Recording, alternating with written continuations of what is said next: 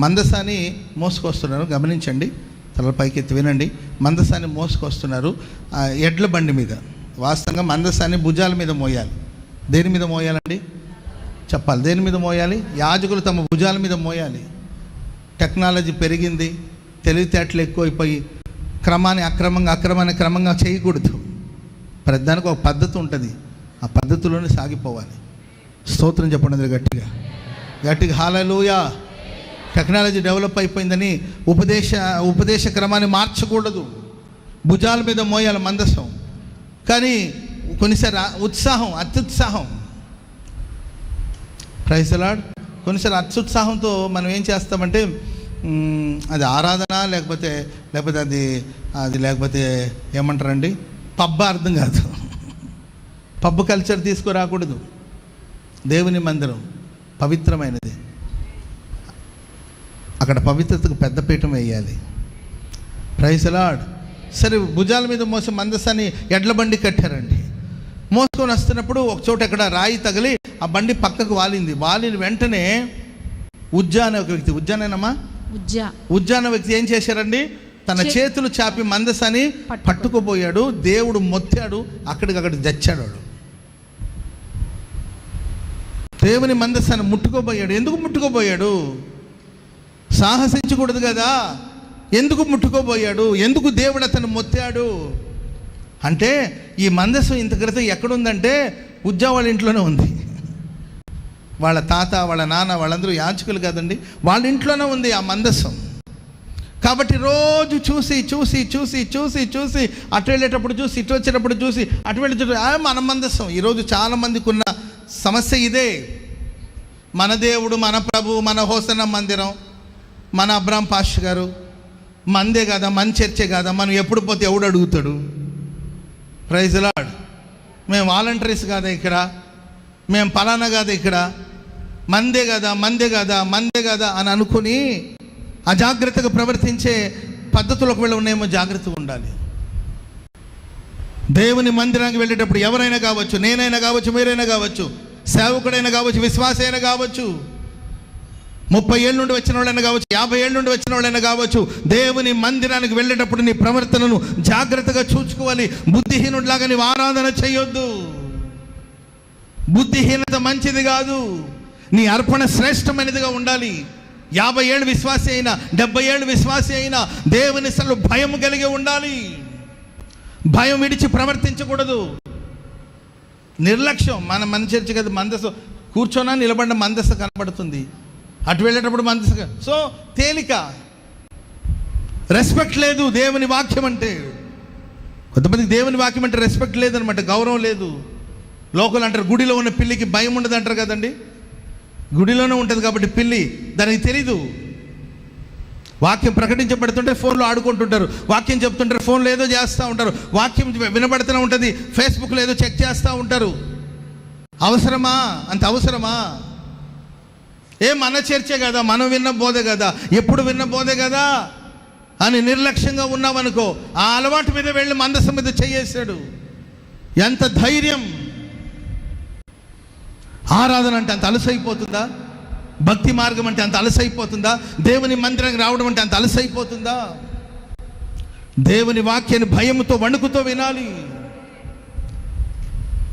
ఎవరు దేవుని విరిగి దీన మనసు గలవాడే, విరిగిన హృదయం గలవాడే, దేవుని మాట విని వణుకుచూ ఉంటాడు, వానిని నేను దృష్టిస్తాను. దేవుని మాట విన్నప్పుడు వణుకు పుట్టాలి. స్తోత్రం చెప్పండి గట్టిగా. ఇది దేవుని స్వరం, ఇది దేవుని మందిరము కానీ వేరొకటి కాదు. ఈ స్థలం ఎంతో భయంకరం అన్నాడు యాకోబు. కాబట్టి ప్రియమైన వాళ్ళారా, ఉజ్జా మొత్తబడ్డాడండి, చంపబడ్డాడు. దావీదు భయపడిపోయాడు. ఏం చేయాలి అర్థం కావట్లా. అంటేనే ఒబేదేదోము అక్కడ ఉన్నాడు. బాబు, మరి ఇప్పుడు ఈ పరిస్థితిలో మందసాన్ని యెరూషలేము తీసుకెళ్ళాం, మనిషి పోయాడు, భయం వేస్తుంది, ఏం చేయాలి? నీ ఇంట్లో కొంచెం మందసాన్ని ఉంచుతావా అని అంటే, సరే పంపించమన్నాడు. తీసుకెళ్ళి మందసాన్ని ఒబేదేదోము తీసుకెళ్ళి ఇంట్లో పెట్టి, తాను తన పిల్లలందరూ మోకరించి గజ గజ గజ గజ గజ వణుకుతూ దేవుని సేవించారు. 3 నెలలు ఆ కుటుంబం ఆశీర్వదించబడింది. చెప్పండి కూడా అందరూ గట్టిగా గట్టిగా 3 నెలలు మందసం ఓబేదేదోము ఇంట్లో ఉండడం వల్ల ఆ ఇల్లు ఆశీర్వదించబడింది. ఒకడు భయం లేకుండా తెగించి సాహసించి చేసిన పని వల్ల మొత్తం పడ్డాడు. ప్రియమైన వారు, ఒకవేళ మీరు శారీరకంగా మరణించకపోవచ్చు, శరీర రీతిగా ఒకవేళ నువ్వు చనిపోయి ఉండకపోవచ్చేమో, దేవుని సన్నిధిలో భయభక్తులు లేకుండా ప్రవర్తించడం వలన ఎప్పుడో మానసికంగా చనిపోయావు, ఎప్పుడో ఆత్మీయంగా చనిపోయావు. శవం తిరుగుతుంది, శవం పనిచేస్తుంది, శవం తింటుంది.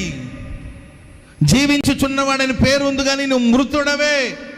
ఎవరి గురించి చెప్పిన మాట? సంఘాన్ని గురించి ప్రభు అంటున్నాడు, జీవిస్తున్నవాడని పేరు ఉంది కానీ మృతుడవే నీవు. కాబట్టి జాగ్రత్త పడాలి. Praise the Lord. మందిరానికి వచ్చినప్పుడు మన ప్రవర్తన జాగ్రత్తగా చూసుకోవాలమ్మా. కొందరు ఆడపిల్లల విషయాలు వింటుంటే నాకు చాలా వేదనగా ఉంటుంది. అసలు ఏం వింటున్నారు మీరు? ఆదివారం ఏం వింటున్నారు? బైబిల్లో ఏం చదువుతున్నారు? పిల్లలకు మనం ఏం బోధిస్తున్నాము? పిల్లలు ఏం నేర్చుకుంటున్నారు? ప్రవర్తన ఎలా ఉంది? దేవుని మందిరానికి వెళ్ళేటప్పుడు నీ ప్రవర్తన చూసుకుంటున్నావా, లేకపోతే మందిరానికి వెళ్ళొచ్చాం అని మనం భ్రమలో బ్రతుకుతున్నాం? ఆలోచించాలి. కయ్యూను ఆరాధన చేసి వచ్చాడంటే శాపాన్ని తెచ్చుకున్నాడు. బ్రతికిన అది ఒక రకమైన చావే. మనసుకు నెమ్మది లేదు, దేశదిమ్మరిగా తిరుగుతున్నాడు, సమాధానం లేదు, నెమ్మది లేదండి. క్షణక్షణం భయంతో ఆరాధన చేసి వచ్చిన వాడు జీవితంలోనే నరహత్య చేశాడు, మొహం చిన్నబుచ్చుకున్నాడు. హేబెలు ఒకవేళ వాడు మరణించడేమో కానీ మహిమలో ప్రవేశించాడు. స్తోత్రం చెప్పండి అందరు గట్టిగా హల్లెలూయా. కాబట్టి ప్రేమైన వర్లారా, జాగ్రత్తగా ఉండాలి మన ప్రభు సన్నిధిలో.